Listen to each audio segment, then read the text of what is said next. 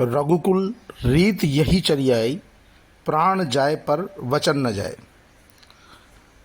राजस्थान के कृषि मंत्री डॉक्टर किरोड़ीलाल मीणा ने लोकसभा चुनाव परिणाम आने के साथ ही यही टैगलाइन लिखी थी।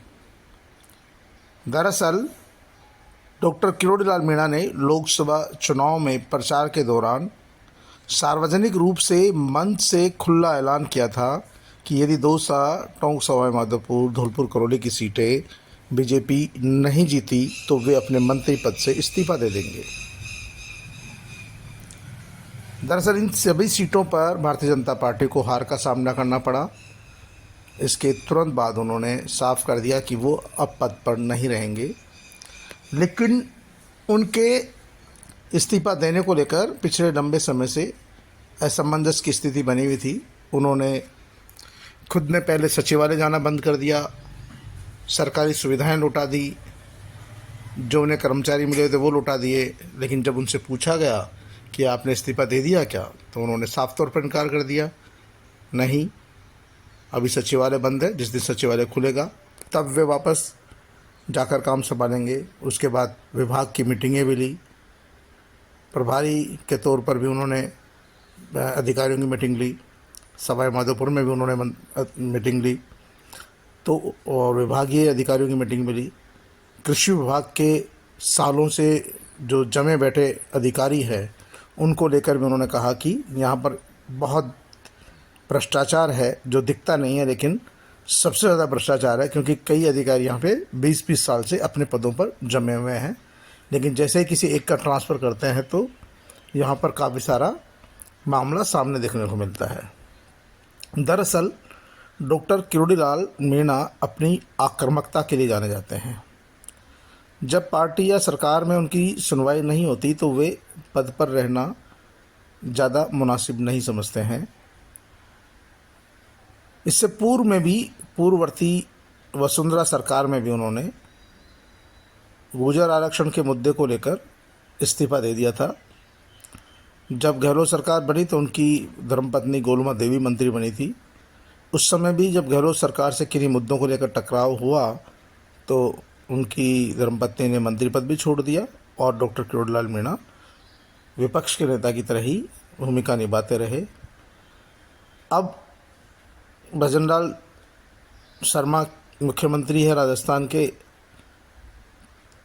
तो उन्होंने लोकसभा चुनाव में मंत्री पद पर रहने, यदि सीटें जीतती है तो मंत्री बने रहते, यदि सीटें हारती है तो मंत्री पद से इस्तीफा देंगे। इस बात की सार्वजनिक घोषणा की थी, इसलिए उन्होंने इस्तीफा सौंप दिया है। पिछले 2 दिन से डॉक्टर किरोड़ीलाल मीणा दिल्ली में थे। दिल्ली में उन्होंने कई आला नेताओं से मुलाकात करनी थी, उनकी राष्ट्रीय महामंत्री से भी मुलाकात होनी थी, लेकिन किन्हीं कारणों से उनसे मुलाकात नहीं हो सकी। उन्होंने जयपुर आके अपने पद से इस्तीफा दे दिया। हालांकि उनके इस्तीफे को स्वीकार किया जाएगा या नहीं किया जाएगा, ये पार्टी का राष्ट्रीय नेतृत्व तय करेगा, राष्ट्रीय स्तर तय होगा, लेकिन उन्होंने इस्तीफा देकर अपने इरादे साफ कर दिए हैं। लोगों का कहना है कि डॉक्टर किरोड़ीलाल मीणा इसी बात के लिए जाने जाते हैं कि वो जो कहते हैं वो करते हैं, और कुछ दिनों पहले ही उनका कैबिनेट मंत्री मदन दिलावर से इंजीनियरों के ट्रांसफ़र को लेकर कहासुनी हुई थी और तनातनी भी हुई थी। आमने सामने भी दोनों मंत्री हो गए थे इस बात को लेकर। डॉक्टर किरोड़ीलाल मीणा का कहना है कि उनकी सरकार से, राजस्थान के मुख्यमंत्री भजनलाल शर्मा से, संगठन से किसी तरह की कोई नाराज़गी नहीं है, लेकिन उन्होंने जनता के बीच में जो वायदा किया था, जो बात कही थी, उससे वो मुकर नहीं सकते, इसलिए उन्हें इस्तीफा देना ही पड़ेगा। वो अब पद पर नहीं रहना चाहते। अब पार्टी आलाकमान को तय करना कि वो उनके इस्तीफे के साथ क्या करती है, लेकिन माना जा रहा है कि यदि पार्टी आलाकमान उनका इस्तीफा स्वीकार करने की बात कहती है तो इसका असर न केवल जयपुर में बल्कि राजस्थान सरकार पर भी पड़ेगा। कई मंत्रियों पर गाज गिर सकती है, खुद मुख्यमंत्री पर भी सवाल उठने लगेंगे। लोगों को कहने का, विपक्ष को खासतौर पर हल्ला बोलने का मौका मिलेगा। वहीं राष्ट्रीय स्तर पर भी इतनी सीटें कम आई है तो यह कहीं न कहीं उंगलियां दूर तक जाती है। ऐसी स्थिति में पार्टी को इस विषय पर सोच समझ कर निर्णय करना होगा, जिससे कि डॉक्टर किरोड़ीलाल मीणा का मान सम्मान भी बरकरार रहे और इस्तीफा भी उनका मंजूर नहीं हो। यदि पार्टी उनका इस्तीफा मंजूर नहीं करके उनका विभाग ये तबादला कर देती है या विभाग बदल देती है, क्योंकि डॉक्टर किरोड़ीलाल मीणा ने इस्तीफा देने की बात कही थी, उन्होंने इस्तीफा दे दिया। अब स्वीकार करना या नहीं करना है तो सरकार के मुखिया का काम है। यदि सरकार का मुखिया स्वीकार नहीं करे तो डॉक्टर किरोड़ीलाल मीणा की जो बात उन्होंने कही थी कि वो इस्तीफा दे देंगे, वो भी रह गई, और इस्तीफा स्वीकार नहीं करके मुख्यमंत्री जी ने उनकी इज्जत भी रख ली, दोनों का। अब ये किस तरह टैकल करना है ये पार्टी के राष्ट्रीय स्तर पर निर्भर करता है, क्योंकि यदि भजन लाल शर्मा ने डॉक्टर किरोड़ीलाल मीणा का इस्तीफा स्वीकार कर लिया तो आने वाले समय में डॉक्टर किरोड़ीलाल मीणा खुलकर मुखालफत करेंगे, क्योंकि विरोध की राजनीति करना उनका नेचर है और आक्रामकता ही उनकी प्रकृति है। ऐसे में फिर वो जब मंत्री नहीं रहेंगे तो खुलकर बात करेंगे। किसी भी मुद्दे पर सरकार को घेरना हो ये उनसे अच्छा कोई नहीं जानता। इसीलिए सरकार उनकी आक्रामकता को देखते हुए, उनके नेचर को देखते हुए और उनके कद को देखते हुए ही निर्णय करेगी। फिलहाल तो डॉक्टर किरोड़ीलाल मीणा ने अपने पद से इस्तीफा दे दिया है। इस्तीफा मंजूर होता है या नहीं होता है ये भविष्य का प्रश्न है, लेकिन डॉक्टर किरोड़ीलाल मीणा का कहना कि उनकी सरकार से, सरकार के मुखिया से, पार्टी के नेताओं से किसी तरह की कोई नाराज़गी नहीं है। उन्होंने तो जनता के बीच जो वायदा किया था, जो बात कही थी, उस बात पर कायम है और अपनी बात पर कायम रहने के लिए ही उन्होंने अपने पद से इस्तीफा दिया है। इस्तीफा मंजूर करना या नहीं करना ये पार्टी के राष्ट्रीय नेतृत्व का और प्रदेश के मुखिया भजन लाल शर्मा का काम है।